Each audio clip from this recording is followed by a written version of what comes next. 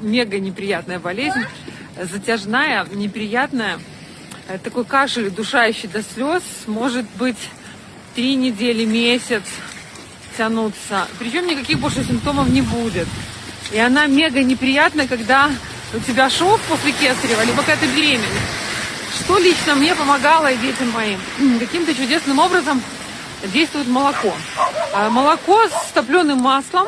Если нет топленого, обычное масло. И на кончике ножа соду, мед.